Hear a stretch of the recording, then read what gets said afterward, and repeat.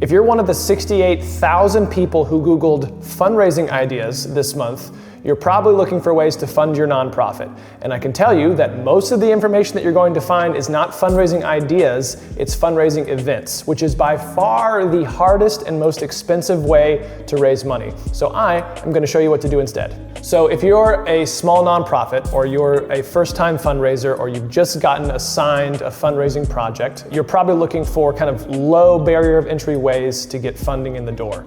What can I do with no fundraising support, with no fundraising experience, to bring in money for my organization?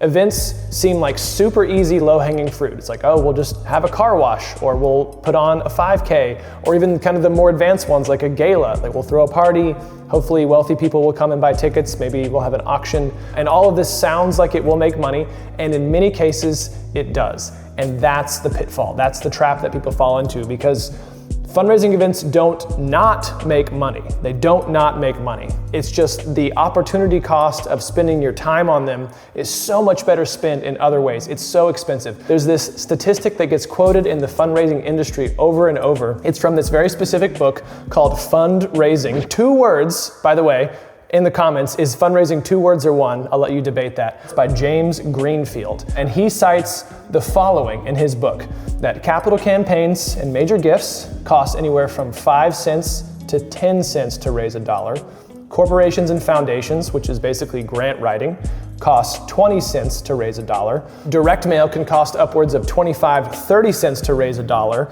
Planned giving is cited at 25 cents to raise $1. I think that one's a little bit off, but maybe that's right. And then special events or fundraising events or benefits cost 50 cents to raise $1. Now again, this is from one book that has been quoted around a million different times, but it is supported by anecdotal data, or anecdata, as some people call it, where yes, we're gonna raise $100,000 in one night, and that's very exciting, but the venue was $8,000, and the staff and the food was another 10, and all of the decorations were another 5, and all the time that we spent, and you just keep adding this up until it eventually the expenses are around $50,000. So it's very exciting to raise $100,000, but half of the money that the people gave to the charity has to go to the event. And people do this because, again, low friction. I'm not having to ask people directly. People are very afraid of asking for money one-on-one. It's a harder skill set. And for all people in general, people don't like to ask for things. That's why people in sales can make more money, because they have no problem asking. You don't have to have that kind of personality to do that. But if you're willing to put yourself out there a little bit and get outside your initial comfort zone, you can do a lot better. So just looking at the hard data of the adopted industry, we know for sure that fundraising events are the most expensive way to raise money. But you say maybe they're the easiest. Well, hopefully I can walk you through some easier ways that are also inexpensive as a way to get started. All right, let's first talk about major gifts.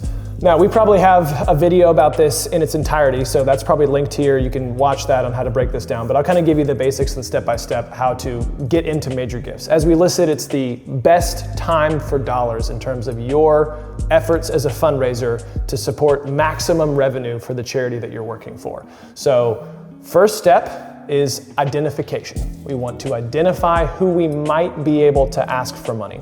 So the way I like to do this is an exercise that I do with staffs. It's an exercise I do with fundraising teams, with boards, with philanthropy councils. I have everybody either as a group or individually brain dump 25 names of people who might be able to support the charity. So step 1, brain dump 25 names just on a piece of paper as fast as you can. Just kind of don't think about it too much. People that you know, people that know your organization who might be able to give something.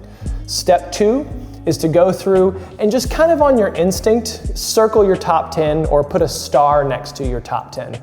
This might be the first 10 that came to mind, but maybe number 17 was like, oh yeah, that person. So you go through and you kind of star your top 10. So I'm gonna work with these top 10, just as a place to get going. Then you're gonna take those 10 and you're gonna rate them on 3 different attributes on the scale from 1 to 10, or if you wanna do 1 to 5, you can. The first one is inclination. This is how likely you think that person would give to your organization, or your cause, or your campaign. A 10 is, I'm positive if I ask this person, they'd give something. A 5 out of 10 might be total coin flip. No idea whether they'll give or not, but we can take a shot. And a 1 is like, super long shot. I have just don't think they're gonna give money, but I guess we could try. So 1 to 10, how likely they are to give. Not how much, just how likely they are to give. Second attribute that we want to rate them on is ability. This is your perception of their wealth capacity. So again, 10 would be they could give a massive gift, 6-figure, 7-figure gift. Maybe a 5-figure gift is large for your organization. That's fine, but they're on the top end of someone who could give a lot of money away and they wouldn't miss it. Again, this is best guess work. There are wealth screening tools. We can get information from their peers, from board members, but this is just, again, your exercise, your best guess, 1 to 10. A 10 is super wealthy person, 5 is somewhere in the middle, 1 is they would have a hard time even giving maybe $1,000 gift. So 1 to 10. The third attribute we rate them on is access. Access is how quickly you could get a face-to-face meeting with them, or they would meet you for coffee or for dinner. You could go to their office. A 10 is like, I could text them. I know them so well that I could absolutely text them. They would text me back and they would have lunch with me. A 5 might be, I can probably figure out a way to get to them. I can maybe text someone who knows them, or I'm 1 degree of separation away. I don't know them personally, but I could definitely get to them somehow. And a 1 out of 10 would be like, not only do I not know this person, but I don't even know somebody who knows them, so that I have no shot at getting to this person. So you go inclination, ability, and access out of 5 or out of 10, however you want to score it, and then you just add those up. And hopefully you have some people who score super high. If you have anybody who scores 30 out of 30 or 15 out of 15, I would stop this video and I would call them right now and I would try to get a gift from them because they probably will donate to your organization. If you have anyone who's in the high 20s, that's probably more realistic and you want to start with them. So you kind of identify, that's the identification step. I've identified who I'm going to talk to. Sure, I can talk to lots of people, but I've brain dumped my 25, I've picked my top 10, and then from there, I've rated my prospects to see who might be the best candidate for a gift. Hey, thanks for checking out our video. If you're getting value out of this but would like something more personalized, you can book 30 minutes with one of our experts to see if you qualify for our support services. Link below in the description. All right, step 2, cultivation. Cultivation is everything that happens between identifying a prospect and the actual ask, or what we call solicitation. So this is the cultivation. This is the big second step.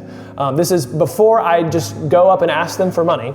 I want to get some information about what they might be interested in, what connection they might have to the organization. I want to maybe have what we call a discovery meeting, which you sit down with them and you ask them about their philanthropic goals, tell them a little about your charity, but you're not going to make an ask. But it's really nice to sit down and get to know someone for a meeting. Sometimes it takes less than that, more than that, but 9 times out of 10, you want to, especially if you don't know the person or they haven't had a lot of familiarity with your organization, they're not a repeat donor already, you want to have some sit down about, hey, tell me about a gift that you gave to a charity that you really felt was impactful, or I noticed that you gave us a $500 gift last year. What did you hope that gift accomplished? What are some of the things that you wanted to see us support? What are some of the things that you wanted to support? So you have some sort of a cultivation touch point where you can build an ask that is custom to the donor and donor specific, as opposed to pitching your wonderful project and you say, I've come to this project because I think you would like it, and I've found something specific to you that might be really meaningful. So that's the cultivation step. Step 3 is, of course, solicitation. This is the actual ask. I'm going to solicit them for a gift. Now, hopefully, if you've picked the right prospect in your identification phase and you've done cultivation properly in the second phase, the solicitation is already decided one way or the other. We always think of this as like, oh, this is the biggest, scariest, most important step. It's the easiest thing to screw up. The easiest way to screw it up is just to not do it. Most donors have not given because they weren't asked. We get asked all the time, not just from our clients, but from other organizations who are looking for fundraising help. And they're like, well, we don't bring in a lot of major gifts. Like, we brought in 1 major gift last year total, and it was kind of a surprise. So the first thing I'll ask is, all right, well, how many major gift asks are you making per month? And they're like, per month? I'm not making any. It's like, well, if you're not making any asks per month, that would make sense as why you're not bringing any gifts. It's like, maybe if you asked 10 per month, if you brought in 3 of those, would that not be transformational? In most cases, yes. So people are so focused on getting the yes, or they're afraid, or we're just gonna wait to the right time, or I don't wanna ask, that they get hung up and they just don't make asks at all. And that's the best way to guarantee that you're not gonna get big major gifts revenue. So, though solicitation is not the hardest part if you've done everything, it is often the scariest part for people and the thing that people least want to do. But we have to just go for it. We have to get over our fears at some level, or we bring along a board member to go with us, or we go as a pair, or we solicit someone who maybe we're a little bit closer with, that we have an existing connection. There's all kinds of ways we can kind of trick ourselves and hype ourselves getting up. The good news is, the longer we do this, the more times we make asks, the easier it gets. And I know this sounds silly, but the first time that you learned to walk, you were not very good at it. The first time you learned to drive, you were not very good at it. Maybe the first time you flew on a plane, you were very nervous. But as we get exposure to these things and we get reps and we get comfort with them, they become easy and automatic. And this is something that we can achieve with asking for money too, which is the hardest thing that we do in fundraising, ironically, which is what we think all of fundraising would be, but it's the hardest thing people do is making that ask. So the best way to do it is exposure therapy. Now, if you're still like, I am too afraid, I just don't want to do it, what you can do is you can practice in a low stakes environment. You can find a staff member who also works for the organization, or a friend, or a board member, or someone that you trust. You say, hey, can we literally live practice? Can we role play this? You're gonna be this person, I'm gonna be me, the asker, and I'm going to ask you for money for this specific gift. And you're just gonna ask me questions. And if I can't think of an answer, I'll say, oh, that's a good one. I'll write it down. I'll make sure I get an answer. Okay, we're gonna go again. So we just kind of practice. And no matter what that donor is gonna say, we have pretty good answers ready to go for all of them. And we just get some low stakes reps. Do it 5, 10 times, however many times it takes to get comfortable. Same example would go if you're gonna make a speech or do a presentation. If you're feeling nervous, best way to do is just to practice it so much until you can't do it. We always say nerves are for the underprepared. Love that phrase. I really try to live by it. Nerves are for the underprepared. So make sure you just prepare. So you make the ask. Some easy tips to make sure that goes well. Be specific in the amount that you ask for. Don't say, hey, love to have you consider a gift, but specifically say, we'd love to have you consider a gift of $25,000, of $10,000, $100,000, whatever it might be, but be specific about that ask. Get to the point pretty quickly. Like once you kind of get into your pitch, hey, we'd love to have this happen, and we'd love to have you consider a gift of whatever. I try to go like no more than 90 seconds of total time between I'm starting the ask and I say the number. And then once you do say the number, final tip here, just be quiet. It's not the sales adage of whoever talks first loses.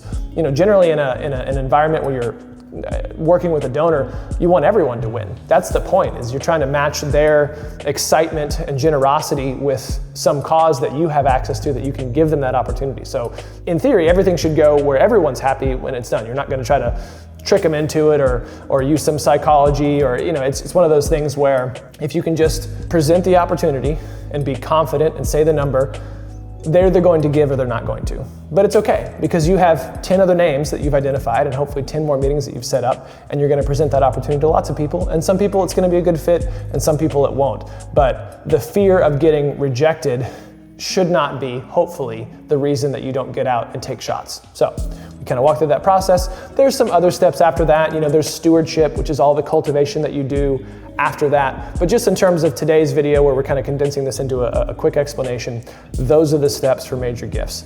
And I would encourage you to give that a shot. So next time you're looking for fundraising ideas, instead, go through your major gifts prospects, figure out a couple you can go ask for money, and take them out to lunch and raise the entire fundraiser's worth of money in just one lunch. Try it. So if you got to the end of this video and you're still thinking this is still all very overwhelming and I might like some help, let us know if we can help. We actually do consulting for nonprofit clients. You can head over to our website, pridephilanthropy.com, and book a free 30 minutes with one of our team members to see if you qualify to be a client of Pride, and see if we might be able to help. pridephilanthropy.com.